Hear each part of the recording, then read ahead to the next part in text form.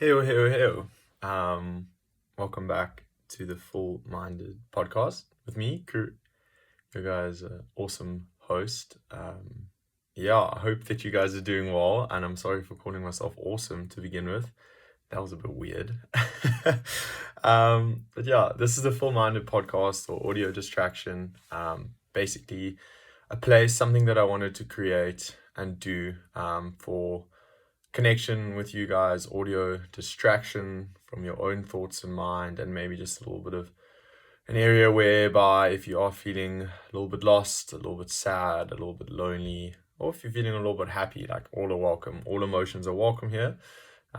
Please don't feel like you have to leave if you're feeling slightly anxious, because like I said, all emotions are welcome.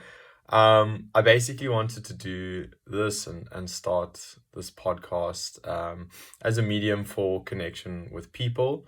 Maybe you might be having a bit of a shitty week or a tough time at work, anything along those lines. And I really just wanted to provide you with something to do while your mind races and maybe take your mind off of that. Maybe it invokes some sort of emotional connection with you. Maybe, hopefully, it gets you thinking a little bit. And the biggest hopefully is that it makes you laugh. I hope you guys can laugh with me and at me.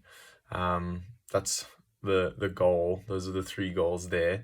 I am recording this on a video camera for the first time, so I'm waving at the camera right now for those of you in the audio version, and I just gave it a big old thumbs up. So if you are someone who's interested in that, in seeing me while I talk, I have just started doing that. So I'm gonna put a link for my YouTube that I wanted to start as well, because I know some of us are not as our imagination isn't as talented as the rest. So you can't imagine me sitting in my awesome, fully kitted out podcast recording room. So if you want to see my little simple, humble abode, you can check it out on the YouTube, and I will be posting a few reels. I've heard from the youth, that reels are a really good way to reach out to people. And so, yeah, I'm going to also post a few on there. So get ready for that. If you're someone who is addicted to reels, I'll be providing you with some more content for you to bury your face into. So I hope you're looking forward to that. I wanted to just check in with you guys. As I said in my previous podcast, if there's anything that I've learned from Dora the Explorer, it's that it's really important to interact with your audience. And I mean, she's been running that show for many, many years, and I think we can all agree that she is the queen of the call, wait a few seconds, and answer. So, where are you guys at today? How are you guys feeling? I'll give you a few seconds to maybe answer out loud or in your head. Man, we're back. I am gonna jump right into it. It's been a bit of a tough week for me. It's weird. Whenever I come back from like an experience of going away, it's sometimes hard to face the reality again.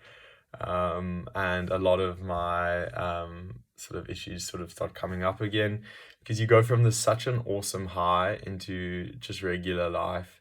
And I think that's important to check in with that and see sort of where you're feeling and what you're feeling.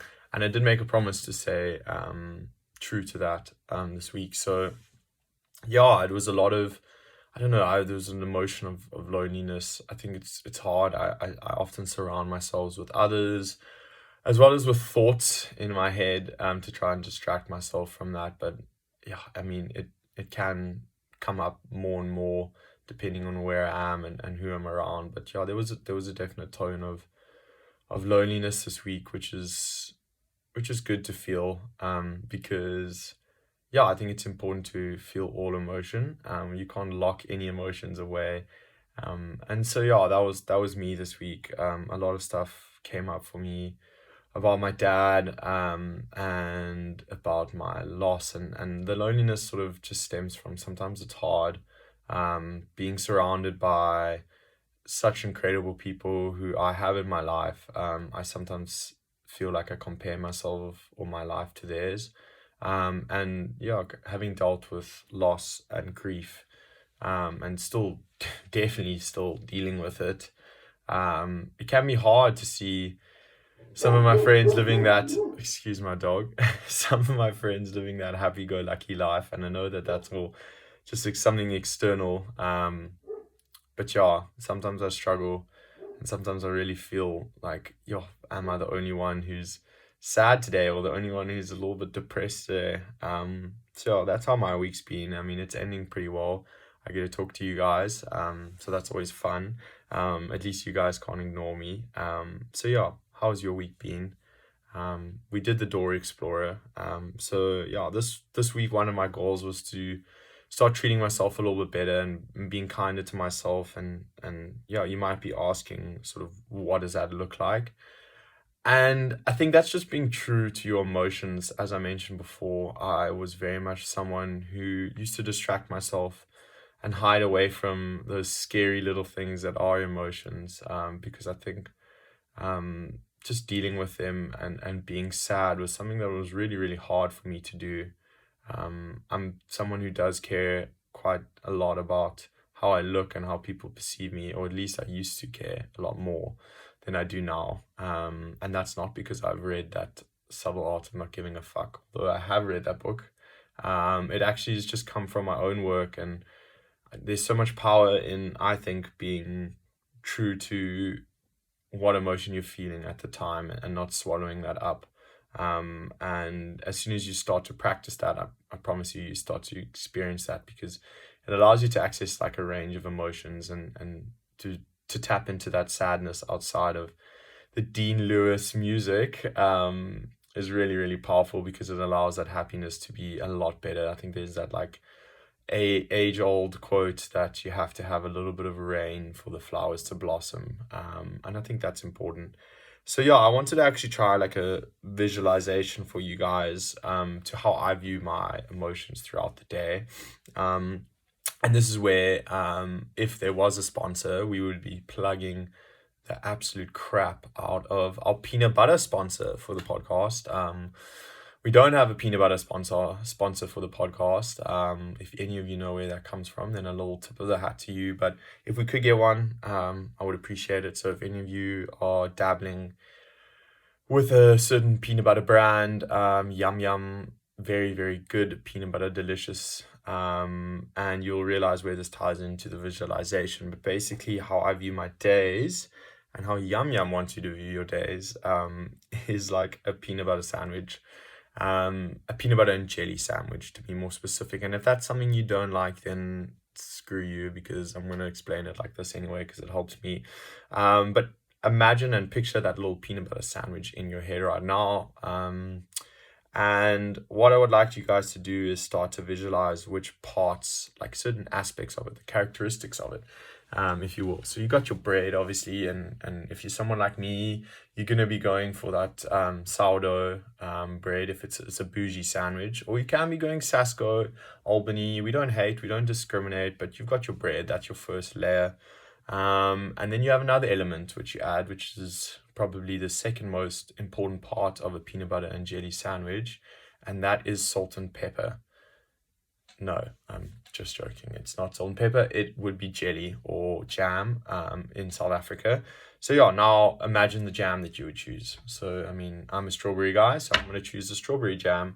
So you're smashing some of that on that nice sourdough bread, or Albany bread. And so now we have those two elements. And the third element, which is the most part of the day, and the most important part of the sandwich, would be the Yum Yum peanut butter. So you're smashing a big old knife full of Yum Yum onto your bread and closing it all up, and that is your peanut butter sandwich. And now imagine that in your head. I mean, there's many layers there, there's many different flavors that are coming through, and you take a bite into it and you're tasting all of those flavors all at once, but you know that they are made up of the peanut butter and the jam and the bread. As you go through your day now, I like to imagine my day as being made up of many different layers, just like a peanut butter and jelly sandwich. Maybe sometimes there's only the 3 layers. that we mentioned now, and maybe some of those layers or flavors are going to be your happiness, maybe a little bit of missing someone or something that is not in your life anymore, and maybe some anxiety or worry or stress as well. And there's obviously a lot more emotions that occur in a day. But I think it's really important to, when you taste that flavor of the strawberry jam that you picked up, or you bite into that Albany bread and you know that it's Albany and you know that it's white and you know that the crusts taste like this, what you're doing in that act is you're recognizing each characteristic of the peanut butter and jelly sandwich. And what's important in your day is to, at least what I've learned is, to, when you have that little flavor of happiness or you have that little flavor of sadness, what's really cool is to appreciate, or not appreciate, but to be aware of that flavor that you're experiencing, of that emotion that you might be going through. And maybe if you want to, if you're someone like me, is just to say it out loud again. I am someone who loves to do that, and just to be able to draw recognition to it, I think is really, really important.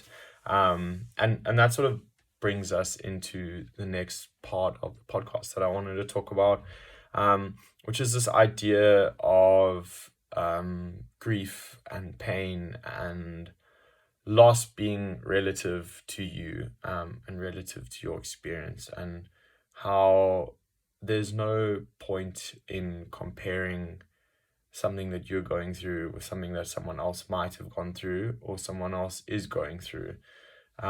Because I guess in the same sense that physical pain is something that you're experiencing and something that is affecting your physical body, emotional pain is exactly the same.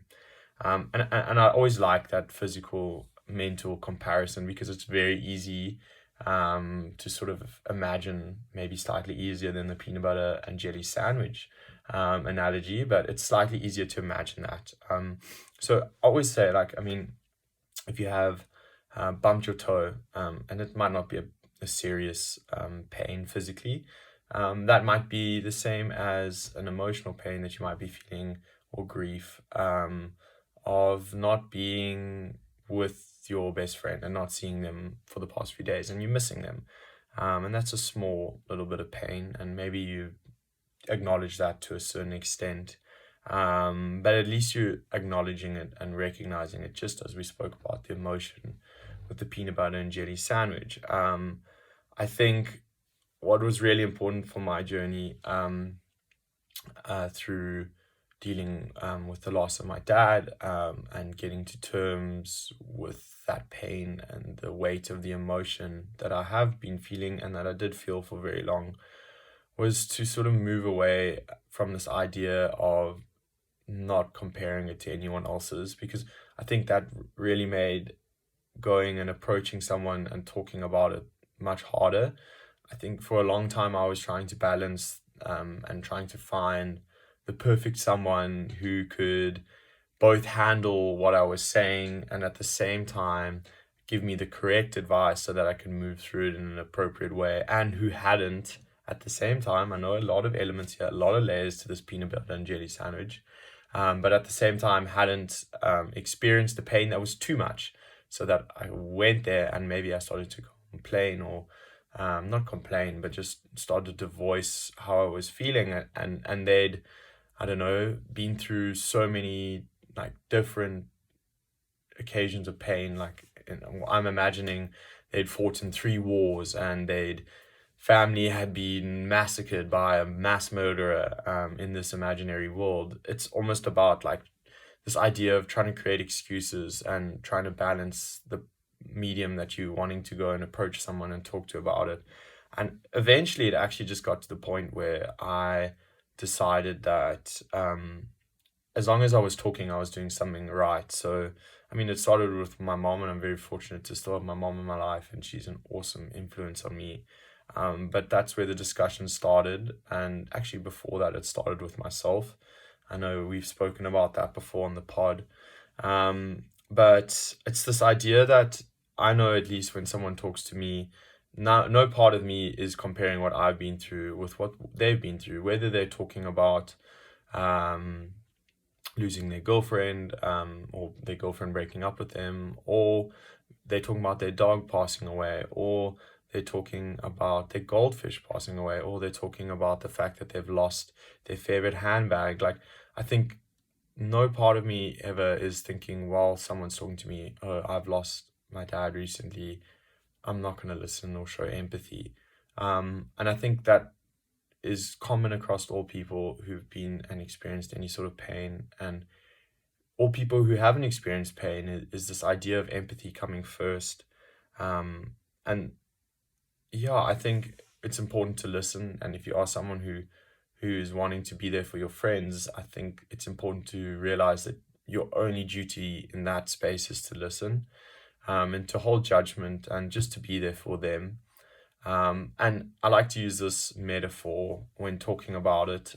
So I've never broken a bone in my body, but I can imagine that it's really sore. And so for the use of this metaphor, I'm going to explain it through that.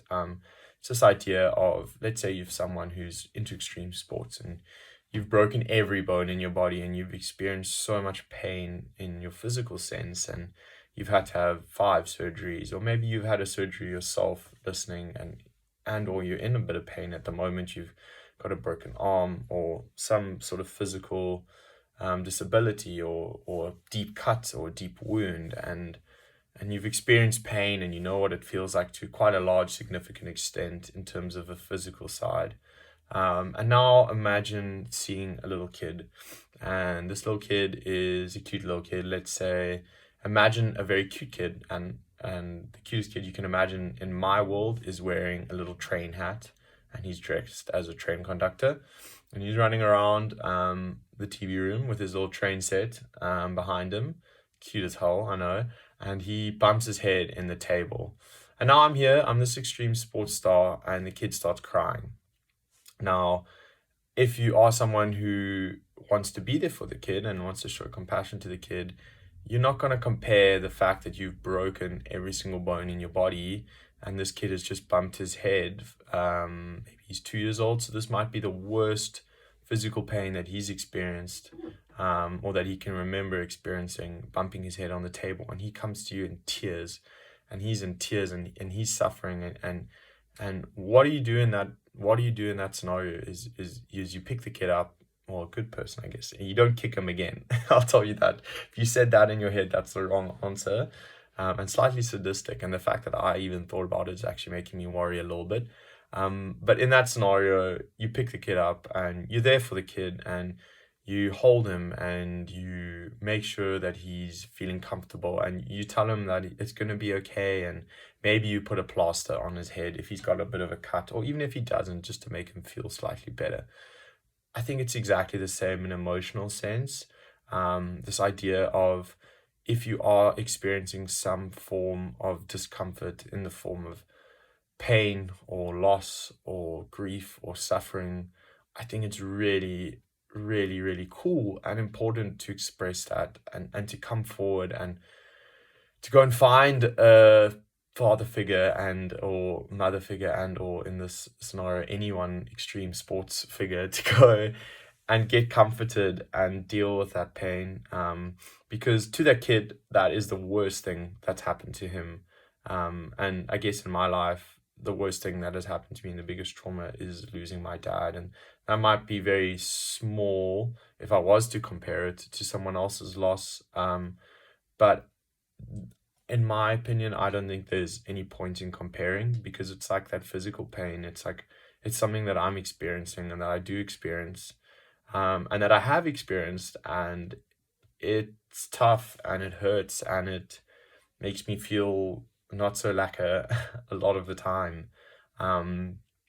And it's only now in the past year and a half, that I've been sort of addressing that pain, that I've started to see the benefits of it slowly not being alleviated, but learning ways to deal with it. And I mean, if we had to use that same example, if someone comes to me and they've lost their goldfish, and I'm in this scenario comparing myself to them, I'm that extreme sportsman. I've broken every bone in my body, compared to in losing one of my parents, compared to someone losing their goldfish.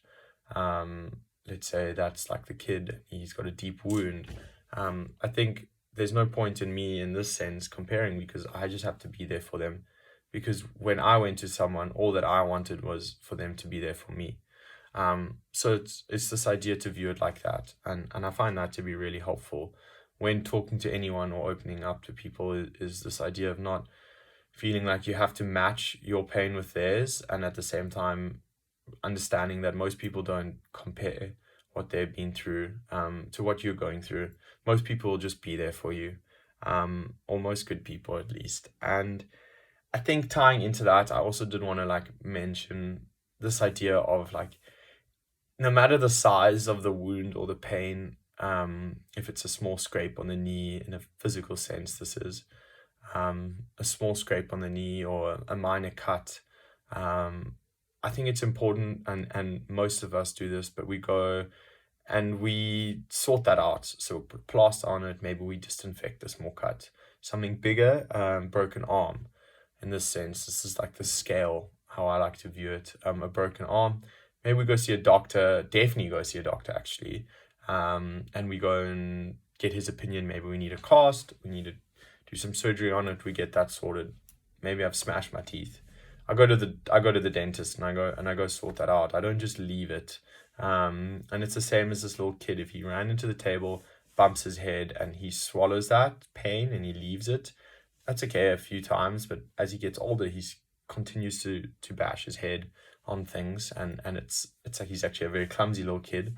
And in this scenario, this sort of bumping the head the whole time, it builds up. It will build up in a physical sense, in terms of it probably result in some form of concussion, or some brain damage, or not something not so lacquer. I mean, if you're bumping your head into tables your whole life, something bad is going to happen in terms of your physical body.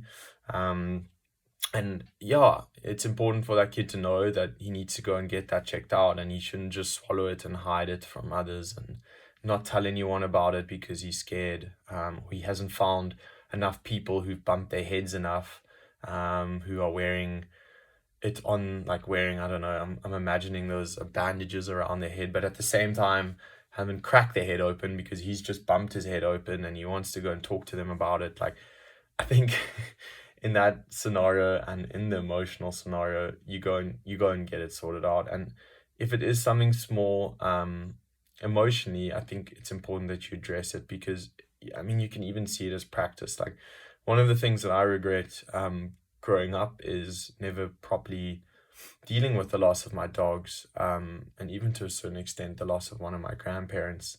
For the longest time, just sweeping it under the rug, and just assuming that this is how life works. And I lose a grandparent who's at an age where I think it's not appropriate to lose them, but it's understandable, and they've lived a long life, and you sort of, you, at least I did, I took away from the experience of pain, and I try to sort of validate me avoiding it by using like a biological sense.